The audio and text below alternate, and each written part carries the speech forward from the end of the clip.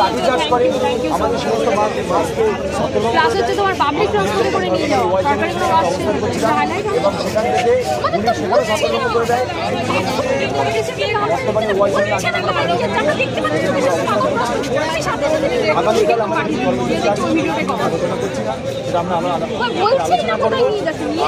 10 তারিখের হিয়ারিং যদি সরকারের পক্ষ থেকে সঠিকভাবে কোনো তথ্য তুলে ধরা না হয়, যদি স্কুল সার্ভিস কমিশন আর সরকারের পক্ষে কোনো সাহায্য না থাকে করতে, এই আন্দোলন আজকের যে রূপ নিয়েছে 15,000 জনকে পুলিশ কতগুলো লকারে রাখছে তা কিন্তু আমরা দেখিনি। এই আন্দোলন দীর্ঘায়িত হবে। ওই জামা ছিঁড়ে দেওয়া, আমাদের মৃত্যুদণ্ড অন্যায় স্তরে না করা পর্যন্ত এই আন্দোলন ছাড়বে না। আজকের সেই আন্দোলনের মাত্র 1% আমাদের জীবন জীবিকা স্বপ্নের ব্যাপার। জীবন জীবিকা যদি কেটে টাচ করে যায়, এখানে কোনো রকম ভাবে কম্প্রোমাইজ নেই। পুলিশ যতই আক্রমণ হয়ে উঠুক, আমরা এটুকু আমরা বলে রাখি। আপনাদের তো স্কুলে থাকার কথা, ক্লাসরুমে থাকার কথা, তার পরিবর্তে লকাপে থাকবে।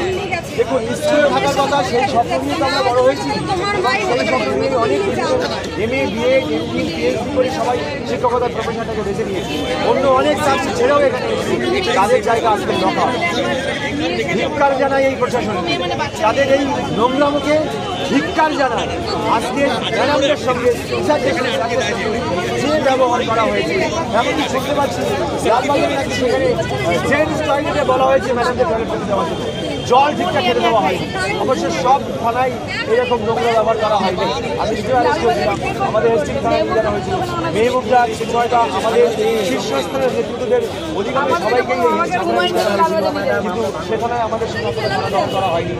লালবাজার থানা ভীষণভাবে যে খারাপ ব্যবহার করেছে, যে দুঃসহ ব্যবহার করেছে, এমনকি কোয়ালিদের সঙ্গে বানানো এইরকম এই সরকার যদি এইরকম নোংরামো কাজ করে থাকে, আমরা মানে দৃঢ়ভাবে আমরা কিন্তু তার একটা ঝলক দেখতে পেয়েছি মাত্র আজকে ধর্মতলায়। আমাদের সমস্ত নেতৃত্বকে, সমস্ত বলবো না, অধিকাংশ নেতৃত্বকে অ্যারেস্ট করে নেওয়ার পরও আজকে আমাদের কৃষকরা স্বতঃস্ফূর্তভাবে এই আন্দোলনকে চালিয়ে গেছে, স্বতঃস্ফূর্তভাবে। কারণ পুলিশ যদি 5,000 থাকে, আমরা 15,000। ওই একটা গুলির জন্য আমরা ভয় পাই না। মৃত্যু তো আমাদের হয়েই গেছে। ওই একটা গুলি আর ওই মার আর মাথা ফাটানো, মৃত্যু না দেওয়া পর্যন্ত এই ময়দান আমরা ছাড়বো না। 10 তারিখ হিয়ারিং, সুপ্রিম কোর্টে আমরা অনেকেই চলে যাব। এখানে আমাদের একটা বৃহত্তম মাস এখানে থাকবে। যদি সেই হিয়ারিংয়ে, আমি আবারও বলছি, সরকার পক্ষ থেকে পজিটিভ বার্তা না থাকে, এই আন্দোলন যে কোথায় চলে যাবে তার একটা ঝলক মাত্র আজকে আপনারা দেখতে পেয়েছি।